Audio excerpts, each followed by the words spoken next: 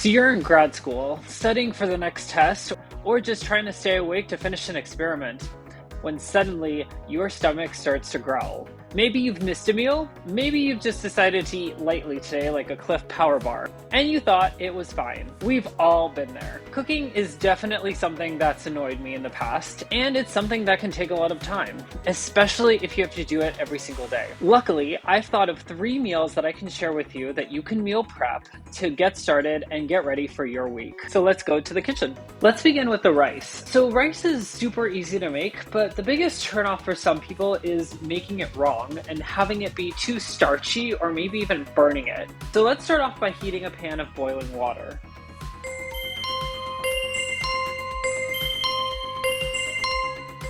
Now that you see that the water is boiling, we're going to directly add the rice to it. Now I know some people say you can't do that, but I'm here to tell you, yes you can.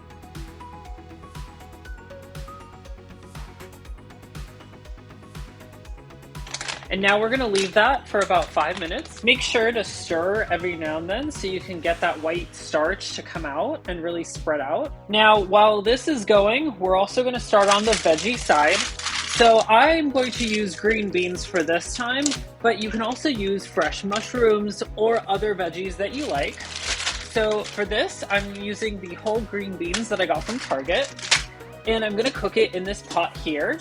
So it's empty. So what you want to do is add a little bit of water. And then I also like to add a few pieces of butter just to give it a little bit more flavor. After that, I'm going to heat this, but I'm going to set it to the lowest temperature. And then I'm going to empty my bag. And again, if you want to use mushrooms, you can do that too. I'm hoping this is pre-washed.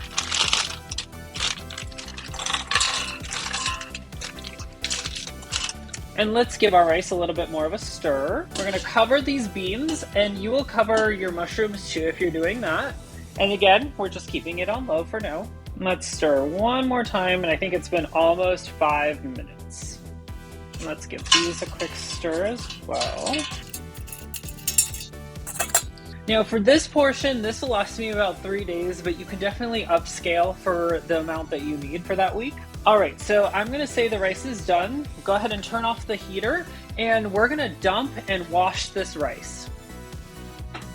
So what that does is it washes off the starch, and it does so really quickly because of the boiling water. And then you wanna just return the rice back to that pan, spread it out a little bit, and cover it with just a little bit of water. And at this point, you can do a couple of things. So you can add tomato sauce, and that's what makes that really good Mexican rice. You can also add flavorings. So I have a windowsill garden where I grow basil, and I like to just sprinkle a little bit of that just to give it the rice a little bit of flavor.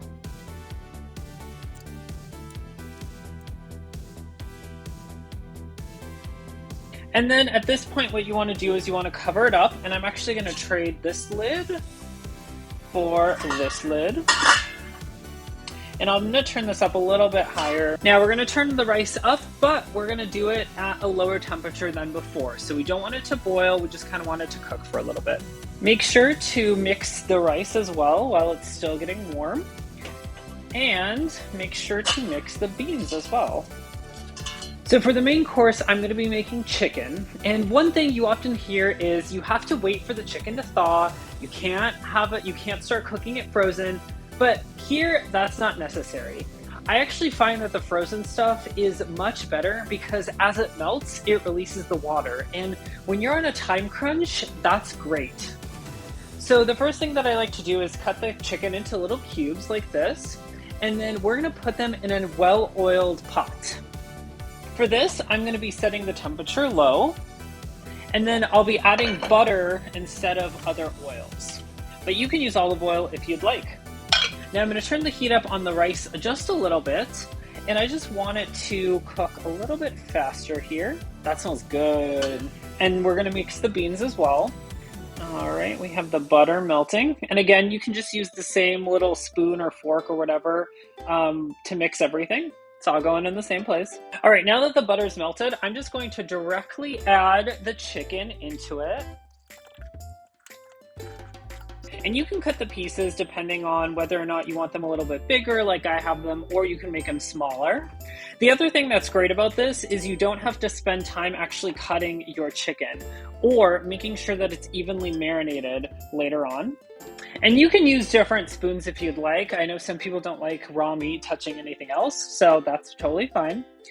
Now for the next step, you actually have a few options. One thing you can do is you can add soy sauce to this, and then once it's cooked, you can add yum yum sauce.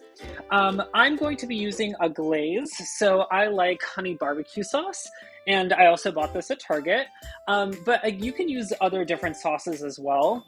I liked this sweet sesame sauce. I've used this in the past.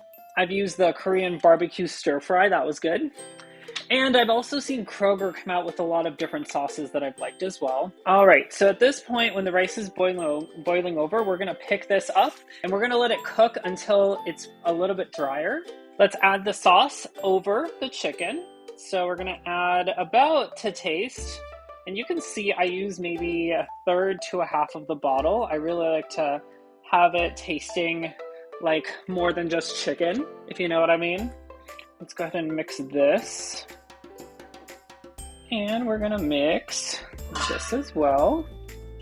At this point, I can tell the beans are no longer frozen and they're definitely starting to cook through.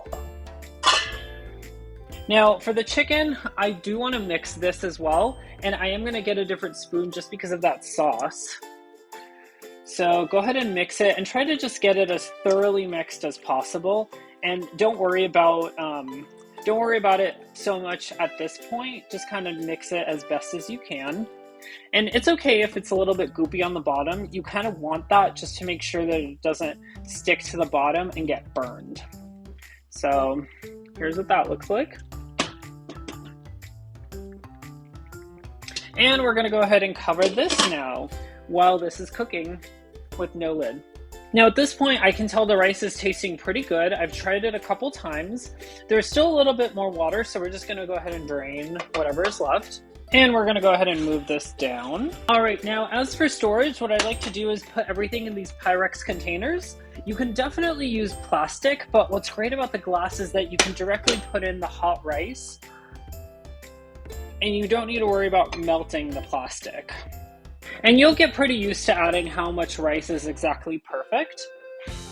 Now let's go ahead and mix the chicken one more time. So as you can see, it is not super dry and it smells amazing. You can't really smell that part. We're gonna let that cook a little bit more, and let's check on our beans. So these are steaming, and be careful, this can be hot when you open it. Now what's really great about this is that it's not sticking to the bottom because we're at such a low temperature, and because we added that butter and we're keeping the water and liquid contained. At this point, the beans do look good to me, so I'm gonna go ahead and put them in a container as well. And if you want to use things like mushrooms or other veggies, you can definitely cook it in the same way. All right, 2 down, 1 to go. Now, it's been a while, so let's go ahead and check on our chicken. And the one thing that we're going to look for is to see if we cut it down the middle, what color it's inside. So here you can see that it is turning white, and that means that it is cooking through. So it's no longer that pinkish red. So at this point, we're good to just leave it uncovered, and we're gonna let it cook for a little bit longer. Now make sure to keep an eye on the chicken. Definitely you wanna mix it every now and then, but if you do feel comfortable stepping away, you can do other things like loading the dishwasher. What you'll start to notice is that the sauce and the liquid will start to thicken. Now again, if you remember, I put a little bit of sauce, but definitely not as much as the liquid that you see here. So that's that ice that's melting off the chicken, and it's releasing it in, and it's keeping it moist. After you feel like the other 2 dishes have cooled down, you can go ahead and put them in the fridge. Now at this point, the sauce has pretty much thickened, and you can go for a little bit longer, but I'm just gonna stop right here. And voila! You might not always be able to afford to go out, but you can try easy recipes that can help. Whether you're on the go or you have that 5 to 10 minutes to sit down and enjoy a meal, this is one way that can help you make sure that you're eating even with a busy schedule. Good luck cooking and good luck with your grad studies, and let me know down below in the comment section if you found some nice recipes that are easy to make that you love to eat on the go and to meal prep.